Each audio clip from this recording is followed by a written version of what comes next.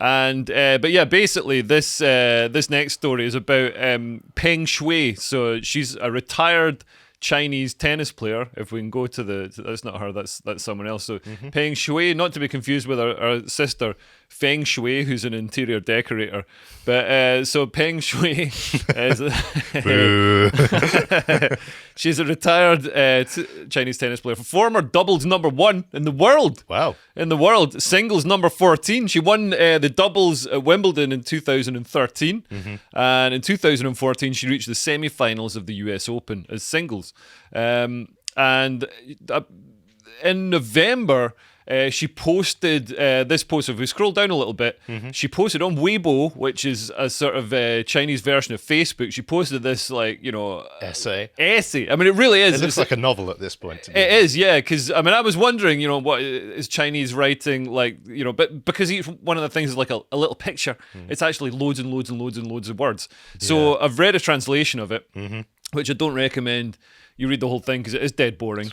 But basically, she says she was sexually forced into sex. It depends. You say if it this depends. For the West, it would be a Me Too thing, absolutely. Yeah. And the only reason it isn't is because of different cultural norms in China. It's not. It's not because of cultural norms that allow forced sex to be okay. Yeah. I mean, I think it's still a Me Too thing. yeah, absolutely. But anyway, there isn't that feeling in China. So she posted this on, Chinese Facebook, so Weibo, which is the social media there, and she said, about 3 years ago, so this is an excerpt of it, about 3 years ago, Vice Premier Zhang Gaoli, so he's a top-ranking Chinese official. He was number 7 in the Chinese establishment, so very powerful. We're talking the equivalent of, John Prescott. I don't know. But so she says, about 3 years ago, Vice Premier Zhang Gaoli, you retired. You asked Dr. Liu from the tennis center to get hold of me again and arrange to play tennis with me at Beijing's Kangming Hotel. I should imagine she won because she's a tennis star and he's 40 years older than her. But after playing tennis in the morning, you and your wife, Kang Ji, together took me to your home. Then you took me into a room in your house and just like in Tianjin more than 10 years ago, wanted to have sex with me. So he's had sex. She's saying he's tried to have sex with her before. It seems like they've had some kind of relationship before. There's some sort of on-off thing going on here. So I was very scared that afternoon. I didn't expect it would be like this at all, with someone keeping guard outside, which was actually the guy's wife. Oh my God. I mean, that's some next level game. If you can cheat on your wife, not only cheat on your wife, but get your wife to stand guard outside. I mean, I don't know who he's worried is going to turn up. I mean, you think the most thing you're going to be most worried about is your wife turning up. But if your wife's keeping guard, I don't know, maybe your communist Chinese levels of game. Maybe you're worried about the party turning up. yeah. You don't want Xi Jinping turning up. You're just having a knock. Are you free? Are you free? So she continues, because it was impossible anyone would believe that a wife would allow this. We had sex once 7 years ago. So she explicitly says they had sex 7 years ago.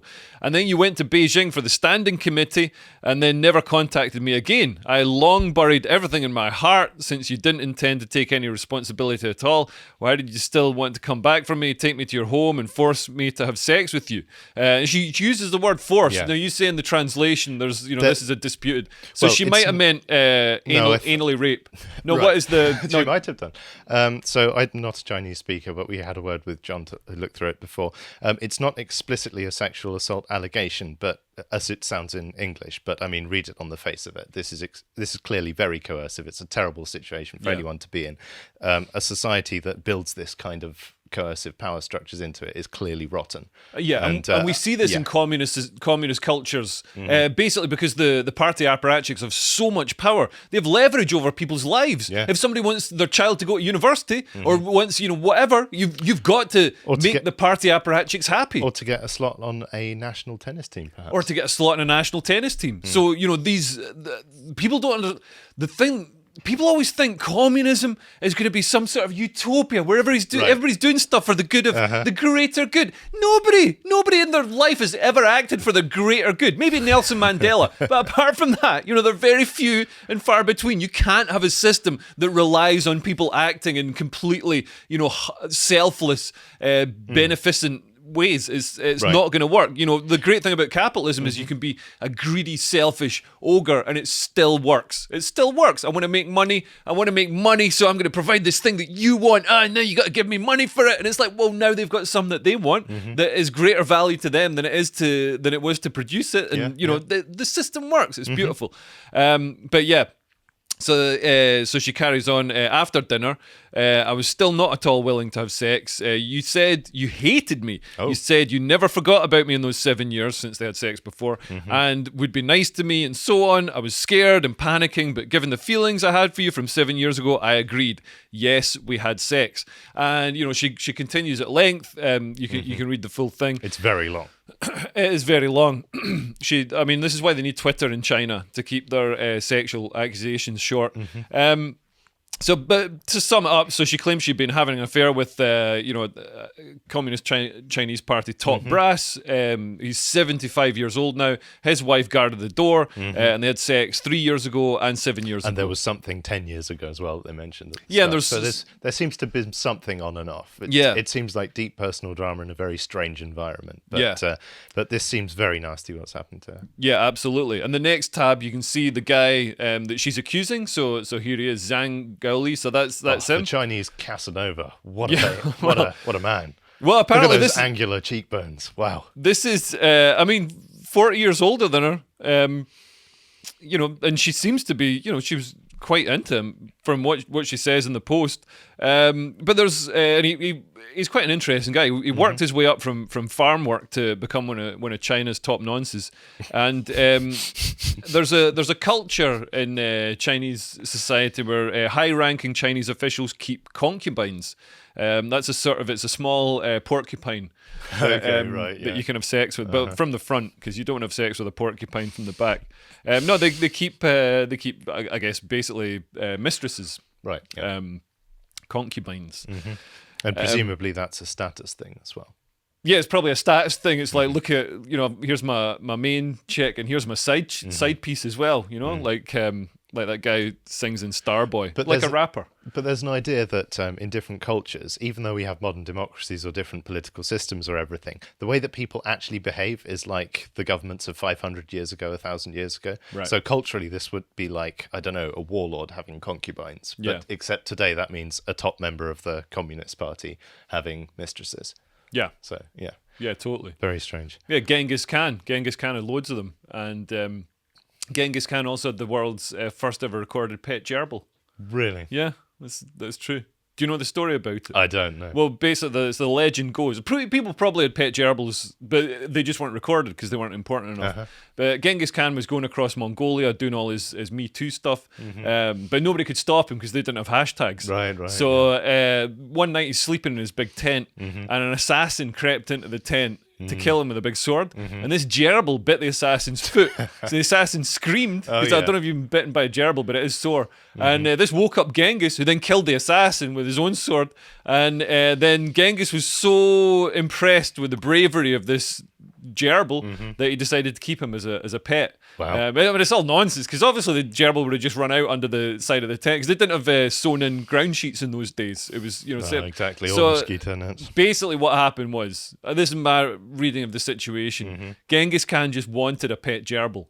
Right. He just wanted, because they're cool, they're like little faces, they sit up, they eat nuts and stuff, they're fun, they're fun animals, great pets. So he wanted a pet gerbil, but he couldn't turn around to his chieftains and be like, by the way, I, Genghis Khan, the greatest warlord of all time, I want a pet gerbil because I like their little faces and I like to feed them nuts.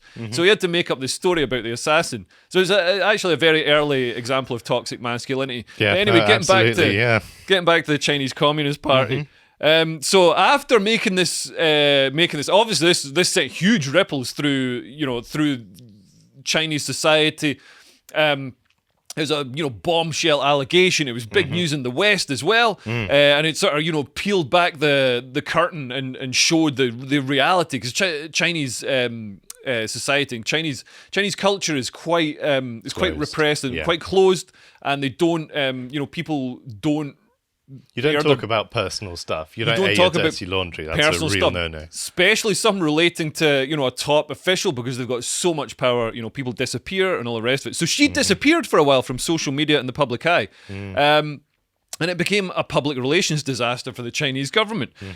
So people trotted out. If we scroll down, people trotted out so especially outside China, where people can freely talk about it. In China, any Weibo post, any social media post mentioning it was quickly taken down. But outside China, people could talk about it. So the editor of the Chinese state propaganda media, Hu Zijin, he said, and bear in mind, this is to try and quell the situation and put people's minds at ease.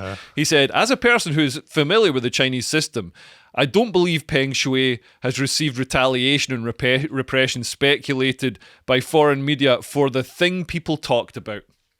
The thing people talked about. he can't even say it himself.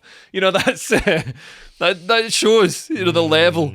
The level. And Chinese state media to try and this is them trying to cover it over. So, and this happened, when other people have disappeared, then they're just seen, they're never photographed in public, but they're seen in carefully stage managed things. So the next tab shows this is an email that Peng Shuai sent to Steve Simon, the World Tennis Association chairman and CEO, because obviously her being a female tennis player, the World Tennis Association was very concerned about this, concerned about the safety of her and also the ramifications for the game. So she said, "Hello everyone, this is Peng Shuai," which, I mean, is a way to open an email.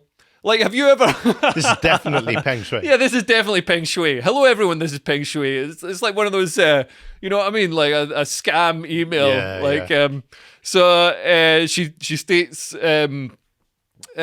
she states regarding the recent news released on the official website of the World Tennis Association, the content has not been confirmed or verified by myself, and it was released without my consent. The news in that release, including the allegation of sexual assault, is not true. I'm not missing, nor am I unsafe. I've just been resting at home and everything is fine. Thank you again for caring about me. If the World Tennis Association publishes any more news about me, please verify it with me and release it with my consent. Blah, blah, blah. So, and I hope Chinese tennis will become better and better. So obviously, reading between the lines, it's written by the Chinese Communist Party. No, it's not written by her. It doesn't sound like what she wrote in her original statement. And they, on the 20th of November, Hu Zhizing, who's the guy who the editor you mentioned before, who I mentioned before, the head of editor of the propaganda newspaper in China. Which one? So he released this video showing her, but it's carefully stage managed. She's clapping for the other people. This is a tennis tournament in China.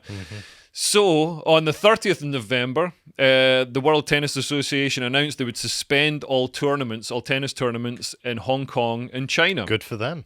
Yeah, and then on the 19th... It's not like the NBA, is it? Like the NBA are terrified of losing Chinese money. Oh, but yeah. the WTA, they actually have the guts to stand up and say, okay, well, until we find out what happens to our player, no tournaments. I think it's because very brave. There's a real risk of harm to one of the players here. So and also given it's sexual and all the rest of it, you can't just sweep this under the carpet. I've seen this with the Fast and Furious. So when John Cena referred to Taiwan, and to give groveling apologies. He gave this groveling apology, and it's then basically said Taiwan isn't its own country; it's a province of China. It was shocking. It was really shocking to see John Cena. You'd think like you're big, you're tough, you're American, you stand for freedom and liberty and self-determination. Where's the money? But what about that money? Everybody's got a price, and so that was the Fast and the Furious thing. There's been other examples of this kind of thing. So on the 19th of December, she was actually interviewed.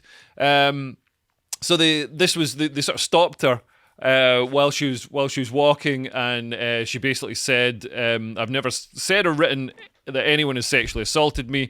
I have to clearly stress this point. With regards to Weibo, it's about my personal privacy. There's been a lot of misunderstanding. There should be no distorted interpretation." And yesterday, she completely retracted the allegations. So the next tab has this. So, I mean, obviously, this is a crunch time for China because we've got the Winter Olympics coming up. And Peng said they're going on at the moment, aren't they? The Winter Olympics. Oh yeah, they've started. Yeah. Somebody. I think the first medal was won by somebody who's been convicted of doping. Oh dear. So yeah, That's a good start. Classic Olympics. Yeah, gotta love it. But yeah, yesterday she completely retracted the allegations. She said she deleted the Weibo post containing the accusations after just 30 minutes because she wanted to. And the reason for a lack of communication with the World Tennis Association was a computer malfunction. So, Are you buying it? Possibly made by Huawei. No, I'm completely not buying it. You know, I think she disappeared. She was. I don't know if she spent much time in the torture chambers, but she was probably shown them. Right. She was probably shown round them and be like, you know, do you like being a famous tennis star and, you know, having money and celebrity status, or do you want us to remove your fingernails? And maybe computer malfunction has another meaning in Chinese, which means a tour of state detention facilities. Yeah. And she says, I never disappeared. It's just that a lot of people, like my friends, including from the IOC, messaged me, and it was quite impossible to reply to so many messages. Aww. Yeah, she was too busy. There were so many messages checking she was safe that she couldn't reply to any of them. And French newspaper Le Monde noted that Wang Can, asked who's a journalist, I think he's the sort of handler for the Chinese government. So he asked to review the questions in advance, and the interview had to be published without any additional comments from the two journalists who interviewed Peng. So no conjecture, so completely analysis, stage managed, completely controlled, completely no free controlled. Press. Yeah, absolutely, like when you're doing an interview with Mariah Carey. So, but this isn't the first time this has happened. I mean, this is the first time it's happened, and I think the Chinese government has managed it so badly, and you know, actually all their attempts to sort of reassure people have just made people more suspicious. So you know, previously Zhao Wei, who's one of China's wealthiest and biggest stars, she was removed from video streaming sites, so all her content and stuff was taken down. She was in Mulan, Rise of a Warrior, the big Disney film, which I think part of it was filmed in what's it called, the province where the Xinjiang, where the Uyghurs are. I mean, Western companies will just. I mean, I know you're saying there's links, you know, with Chinese state repression, but Apple and someone else, another company, they had a lawsuit in America to try and overturn some legislation that would stop them using slave labor, Uyghur slave labor, because if you commission stuff through the Chinese government, they will use Uyghur slaves in their concentration camps to produce stuff. It's absolutely mad. So, you know, we're benefiting from slave labor right now, and it's so mad that people who, you know, moan about slavery that happened 400 years ago, completely silent on modern day slavery. Completely silent on modern day slavery. Whoever's doing it, they don't care. They just care about the one from 200, 300, 400 years ago. If it's not white people doing it, we don't want to know. Yeah, that tells you a lot about them, doesn't it? But yeah. And Zhao Wei, you know, she's one of China's wealthiest and biggest stars. She'd made comments. She's also very close friends with Jack Ma, who is China's richest man. Yeah. But he's also spent some time, hasn't he? He's disappeared. So he's gone from being China's richest man and hugely powerful. You know, really like a sort of Jeff Bezos character. Right. You know, iconic, and he does these you know, huge stage presentations that are really fun. So on October the 24th, he gave a speech critical of the Chinese financial establishment, and then just completely disappeared. Like going from, you know, lots of public appearances, always being seen in public, being photographed, completely disappeared. Apart from carefully staged, managed appearances, so no photos in public, just photos of him playing golf and stuff like that. Right, and also his IPO, he had I think it was Ant Group, so he had a big fintech IPO, initial public offering where, you know, they sell the shares to the public. That was nixed, and Alibaba. So he's the boss founder of it, the founder of Alibaba, which is, you know, the equivalent of, like, you know, Amazon or something like that. It's huge, like $1 trillion. Like his business empire has $1 trillion value. So we're talking huge, and the share price has tanked. I think it's nearly halved since he gave that speech. Wow. And that's presumably because investors can sense that this old CCP is moving in. Yep, absolutely. So Jack Ma has been silenced. He's been critical of the Chinese establishment, and, you know, obviously a political threat, you know, a potential challenger to the Communist Party. And also closer to home, so Nigelung, who's He's a comedian. I used to gig with him quite a bit. Right. Brilliant comedian. He's Malaysian. Absolutely brilliant comedian. Brilliant club comedian. And he really hit on this this formula. He's got this character called Uncle Roger, who basically he just puts on this. He pretends he's like this sort of old guy from China or Malaysia or something, and he's like cooking. He's basically criticizing white people for how they cook rice. Okay. That's the essence of it. enough. It sounds, I don't know. Sounds niche. It sounds niche, but he's built millions and millions of followers off the back of it. He's just, doing insanely well off it. Good. But as a club comedian, honestly, absolutely one of the best. It's weird seeing him get famous for this weird character instead of for his club comedy, if you know what I mean.